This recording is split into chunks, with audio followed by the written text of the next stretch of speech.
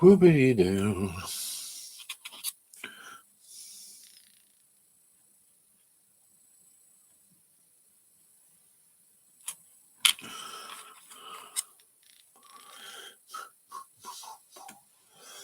Ba-da-ba-da.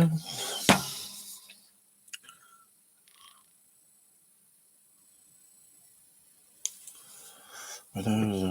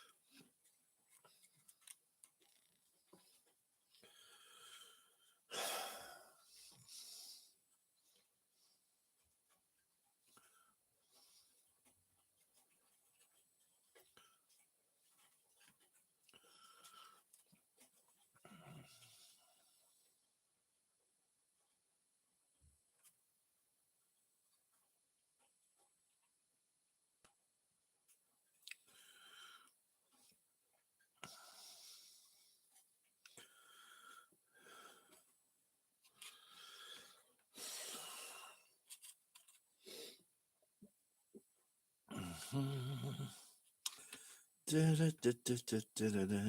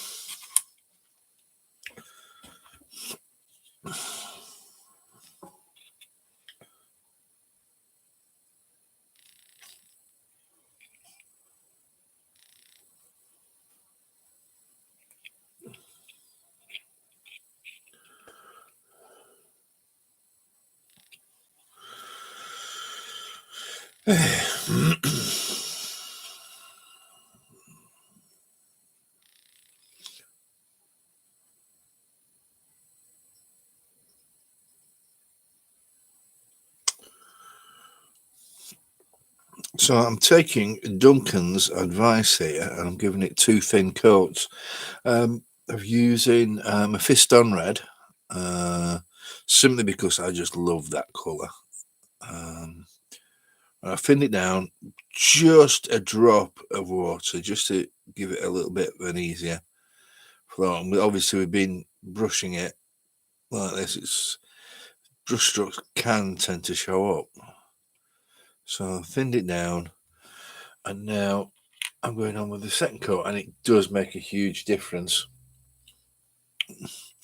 in real life. I don't know how well it shows on the camera. We'll have to have a quick comparison, and let's just have a look. But we'll see what crops up. Alright. I'm not expecting anybody to join me today. I wasn't planning on doing this. It's just I've just switched it on. I think I might do that more often, actually, when I'm just modelling and painting. So let's just have a quick check and see whether we can tell the difference. Now, the one towards my thumb, which is this one here, is the first coat, and the second coat so much better, I think. Yeah, well worth doing. Well worth good advice. Thank you, Mr. Rhodes. Don't often. It's a bit of a cliche now, isn't it? The whole Duncan Rhodes 2 thin coats business. But you know, like as with all cliches, there's always a grain of truth in it. That's how they become cliches, I suppose, because people use it. So at the moment I'm doing the halves because just doing the half, one half, because I just find it difficult to hold on other things. I tend not to want to. I don't like using glue to hold stuff for painting. I find the times I've tried it, I've ended up with a right mess trying to peel bits of tongue depressors and lolly sticks off models and things. So I tend to use what do you call it? Blue tack. That's the beastie. Blue tack. To hold the stuff onto, like I have done here, with onto a stick. Well, this is a pencil for spraying and stuff, but just tends to be a bit wobbly.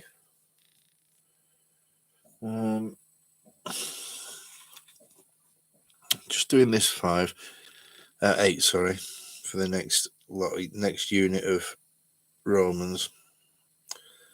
Doing them in 8s,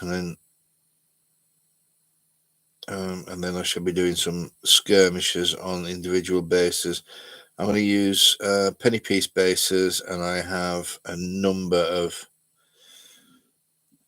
movement trays in 2s and 3s that I can use for the game.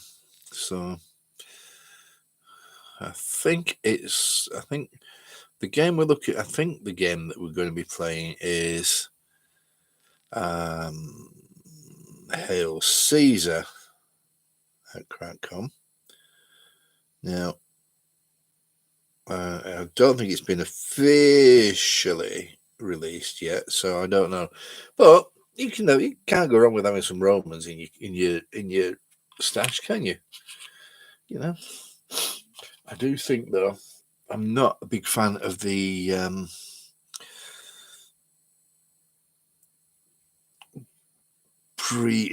not the Republicans. That's the one. The Republicans are Caesarians. I'm not a big fan of those. I prefer what Ken calls the proper Romans with the Lorica segmentata. Sorry, I think that's just in the square scutum, the rectangular scutum. I think that just looks just so classic and so totally correct. Yeah. But hey, fighting in Gaul, it'd look a bit silly if everybody else was fighting with Caesarian troops and I were using imperial soldiers. But that's one of the things I like about Rome, actually, is that you've got such a wide variety of period, of such a huge span of time that it allows you to do so many different things. However, I think once I've done these, I'm actually going to get started on cleaning up my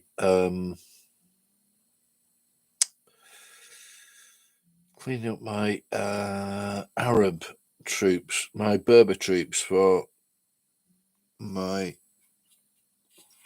the next game, my next Lardy game, which is going to be called Sands of the Sahara, or Sands of the Sahara, or the fight for Fort Soissons-Neuf. It's going to be a sharp practice game with set around 1900. So I need a little bit of tinkering with the distances for rifles and stuff like that. But having said that, the Berbers, they had a mixture of modern rifles and muskets and swords. So I think the sharp practice will work. Like I said, set in 1900 in Algerian Sahara, where the Foreign Legion I've sent a column to replace troops that had been stationed at Fort Soissons-Neuf, deep in the Sahara Desert, alongside an oasis there, a little oasis and a little village. Now, the point about that is that obviously the Berbers have seen the patrol coming through the mountains, and have decided that they're going to attack this patrol. And at the same time, they're going to attack Fort Soissons-Neuf and try and kill off the tired soldiers in the fort. Unfortunately for them, it's the soldiers in the fort are being commanded by the Colonel Prince Ivan Tekhomov, an exiled Russian prince who'd joined the Foreign Legion to forget. He can't remember what he joined the Legion to forget, but he's forgotten it now. But what he hasn't forgotten is his precious urges, and he's just acquired himself a young, pretty wife from Russia, another Russian emigre, and she is Ivana Tekhomov, and she's there at the fort, waiting to return to Sidi Belabez with the troops.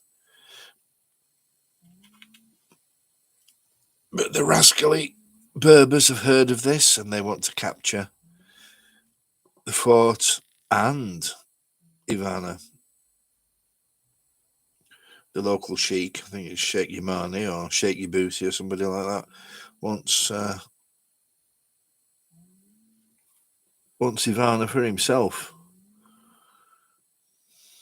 It's all a bit melodramatic, if you ask me, but that's the point. It's a bit of a melodrama. So it'll involve attacks on the fort. It'll involve attacks on the patrol coming in. It will involve people escaping from the fort and being able to fetch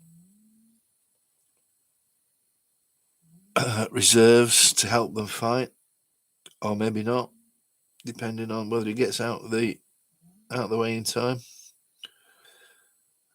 So just a little bit of tinkering with the weaponry, and then we can do that. The plan is to do the first game at Clotted Lard in Exeter in September. So I need to crack on with the painting the Arabs and most of the Foreign Legion troops. In fact, I could probably get away with what I've got painted already, although I do have a few more that I'd like to finish converting. And I'll probably do that as a video or another live stream, depending on what we just depending on how I feel, I suppose. But so these shields have got a little metal boss and a metal rib down the center to strengthen them. These will be highlighted shortly. Once I've done the actual shield, I'll give them a better highlighting. So what else has happened recently? Oh yeah, I think everybody's sort of fairly aware of the release of General Dame 2 by Chris Brown. David Brown with his son Chris. And I have to say, I watched the Lardies How to Play videos, and I fell in love with it. So what I've done is I've ordered the rule book, which has arrived, and it's very interesting. And well, I'm assuming it's very interesting. I haven't even opened it yet. However, I don't have any Napoleonic troops, so what I've decided to do, I'm certainly not doing 28mm. My painting skills are nowhere near good enough to do the period or the figures justice. So what I thought I'd do was choose one of the smaller scales. So I ordered some 6mm from Bacchus. I ordered some 10mm from Pendragon. And I'm going to order some 15mm from another supplier. I'm not sure yet who. All I want to do, I've just got a line company of British in each, just simply to make it a fair comparison. Doing the same sort of troops, obviously the same colours, and then we'll see how it goes. Try and do a fair comparison with them, and see what happens.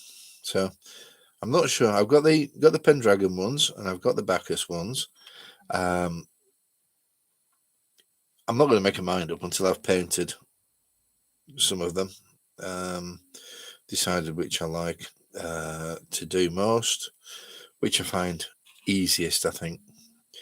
I mean, obviously, you imagine that the 6mm ones are going to be easy because they're just so tiny and they're just blobs of paint. But having said that, you never know. I do like the look of the 10mm ones. They have got an amount of detail on them that really shows through. I'm thinking possibly 15mm might be a bit too complicated, trying to do so much detail.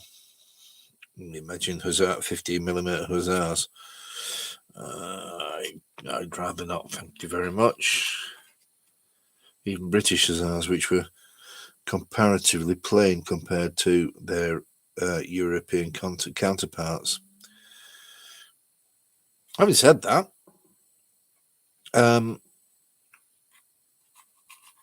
if people really ever want to avoid doing hussars, unless you're doing a historical order of battle, light dragoons, very simple to paint comparatively. Just the plaster on across the front of the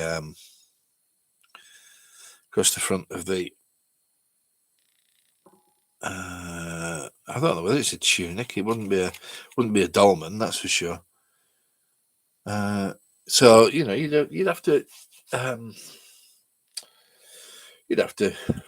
that'd be a good way of thinking, is to do those.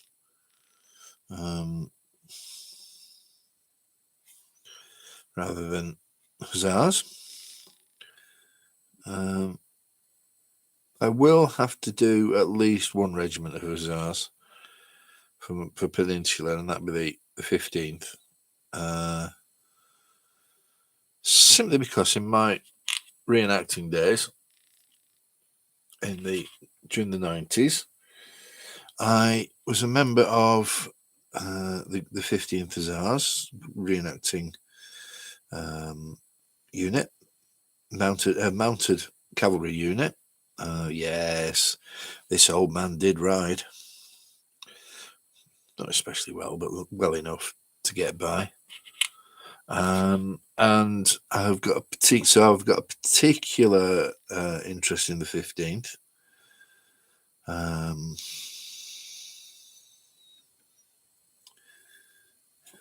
interesting regiment.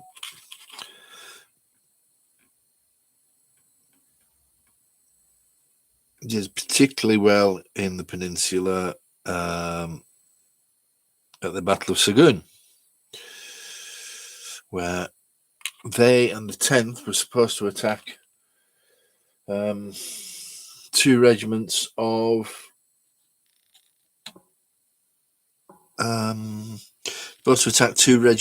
French cavalry that were camped in a village. Well, the 10th got lost, which is understandable because it was middle of winter. It was actually the 21st of December, 1808, and there was snow and ice on the ground, and the 10th got lost. So the 15th arrived in Sagoon, and just on the outskirts of Sagoon, they found some guards on a bridge. Well, they tried to take the guards quietly so that the alarm wouldn't be raised, but unfortunately, a couple of them managed to escape into the village of Sagoon and raised the alarm. Well, the French turned out, got mounted, and were virtually ready for when the 15th made it through the vineyards into Sagoon itself. Well, rather than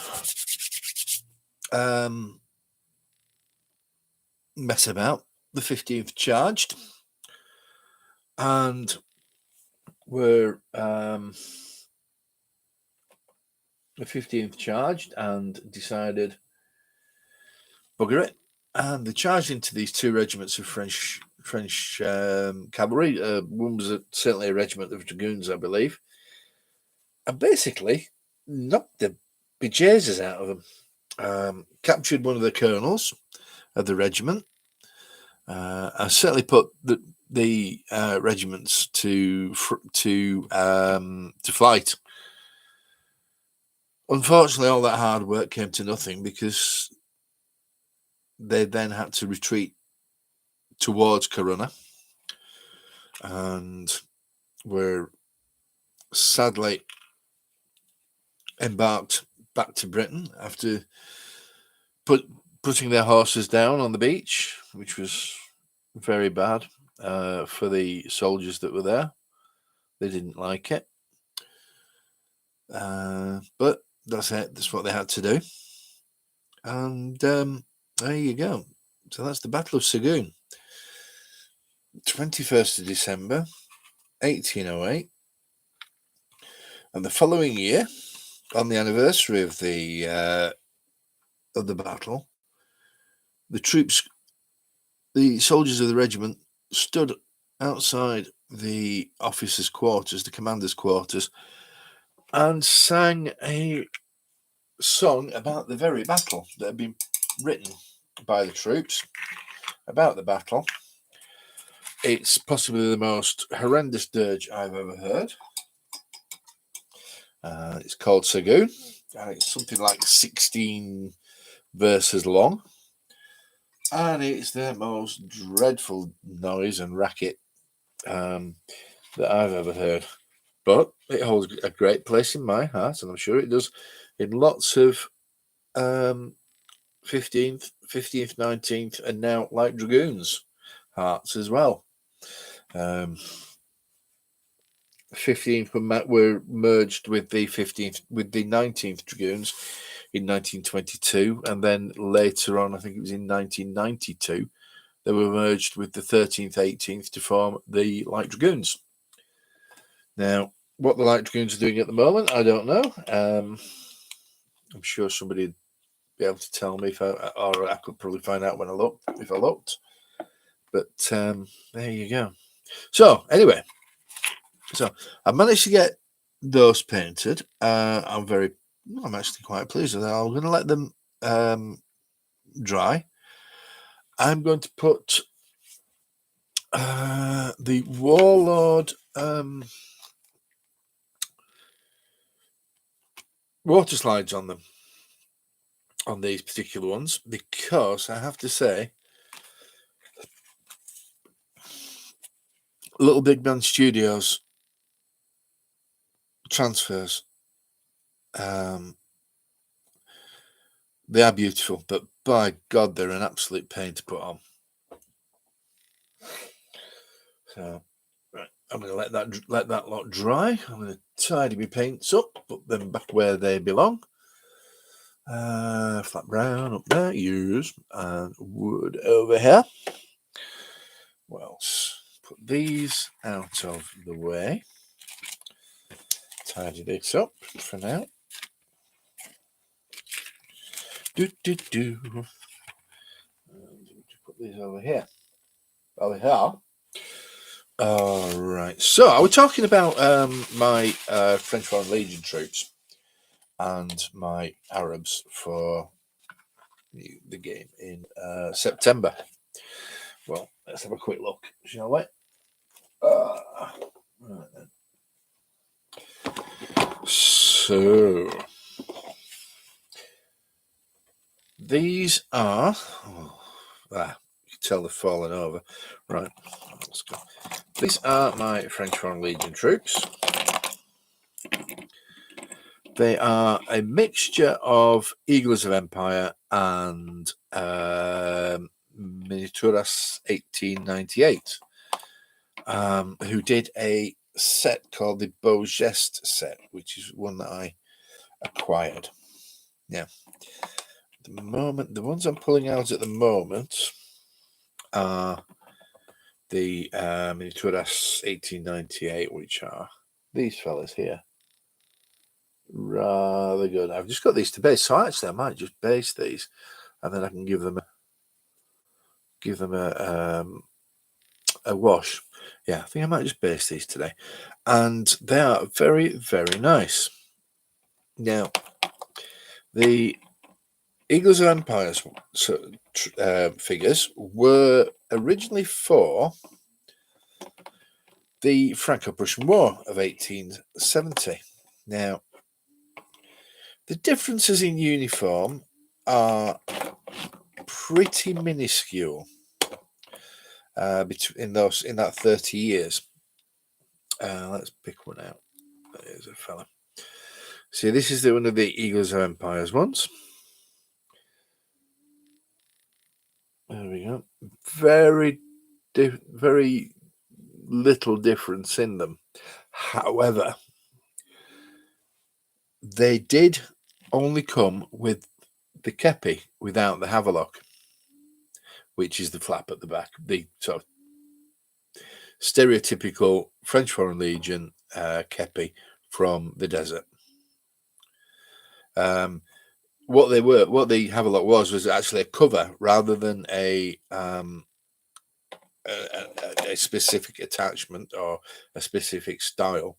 It was a cover. So what I did was I got myself some tin foil, and I got a tiny little square of tin foil, and I super glued it to the back of the kepi. And then reprimed the helmet, the hat, and the havelock, and painted it white, and then give it a wash with, I think, probably Acrylic Earth shade. Although I think I might do, for the others, I might do sepia. So some of these guys here are, I believe, Gringo 40s as well. These here with the sombreros are Gringo 40s.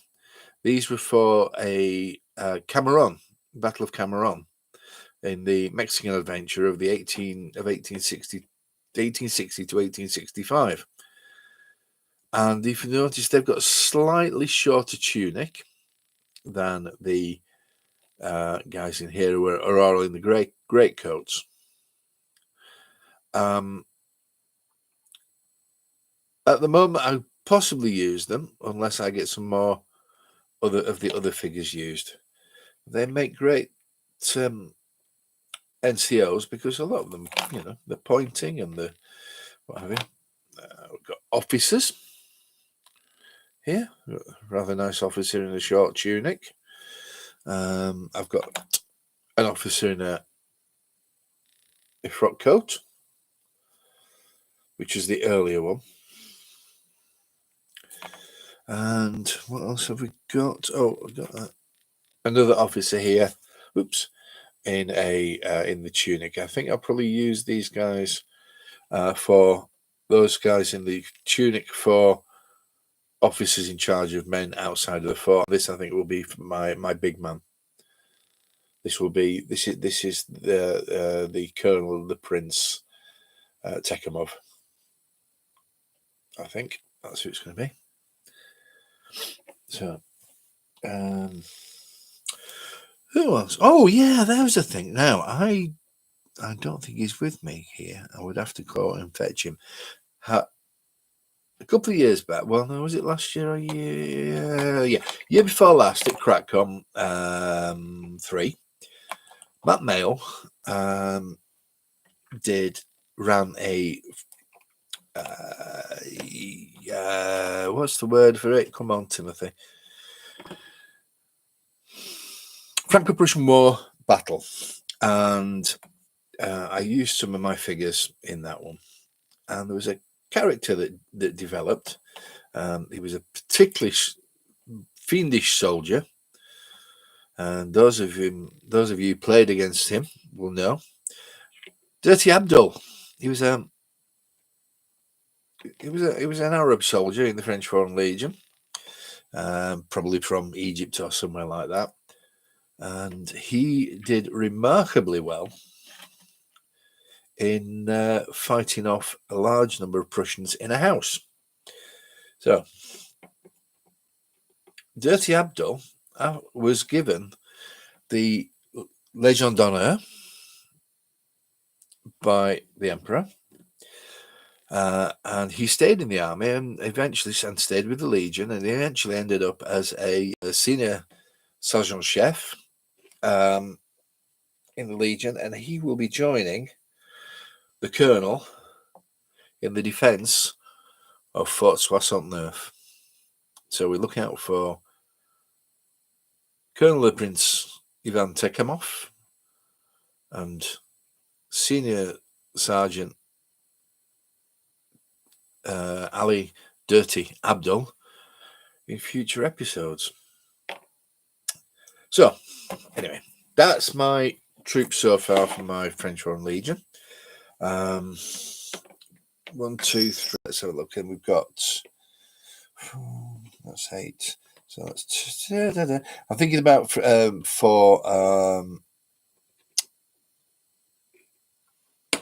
thinking about them for sharp practice and putting them into units of 8 or 6. 6 skirmishers, 8s for line troops. Just looking now, I think, to be honest, we're doing all right. I think I'm going to probably got enough here once I decide on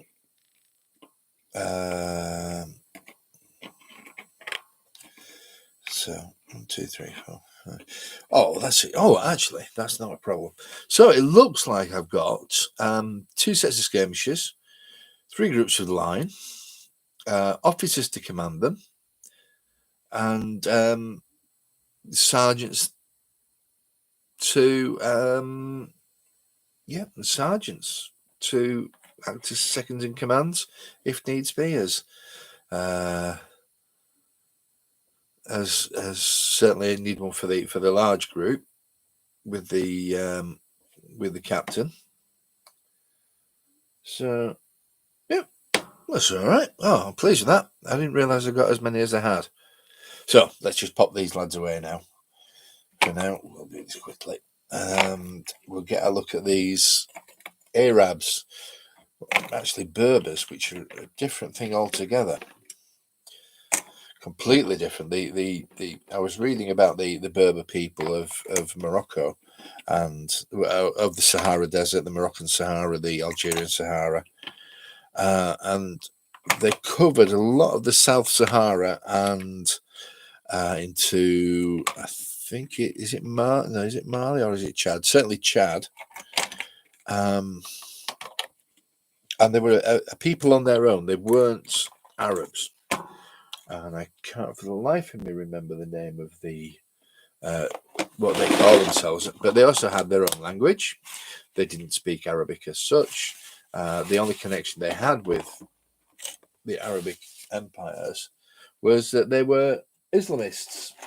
And of course, that was well,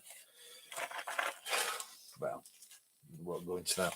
So anyway, right, now, here is my Berber army. We've got a good mixture of cavalry and infantry. The cavalry are on rather nice, elegant-looking horses. Let's see if I can bring these up further. Which, there we go. Thank you, auto focus. With riders. The riders come separate, as you can tell. Some are armed with modern weapons. Some are, if I can find one now, where is it?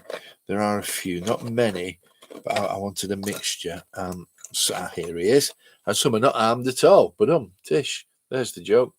Yeah, there's separate separate arm with swords and spears for these guys. So I've got a mixture of modern and traditional weapons. I'm tempted to look at doing these mainly in contrast paints, just to give that, I don't know, that sort of dusty look to them. I want them to be sort of hazy and dusty. I don't want them to be what what's the word I'm looking for? Yeah, I don't want them to look smart and clean. I want them to look like they've been they live in the desert. Blues, strong blue colours, and whites are part of the Berber colours. Especially one of the branches of the Berbers, the Tuaregs. They were known as the blue men of the Sahara. They loved the blue. Black was very rarely used. It was seen as a colour for the lower classes, for servants and things, because it was very easy to clean. It was easy to keep clean, and it didn't show the dirt. Whereas white, you would have to have a lot of money to afford to pay laundry for white clothes. So these have got to be done in the next couple of months. Hopefully get them done and crack on with it. And I think they need a wash. Some are worse than others for flash. I think some of the, as you see here, some of the where it's that's going to be nice. Where it's between the head and there's another one somewhere that's particularly bad. Between the head and the arm, it's particularly bad. But there's no real mold lines that I can see, seam lines, which is good. But we'll see when it happens. And that is pretty much it, I think. I think I shall leave you for now.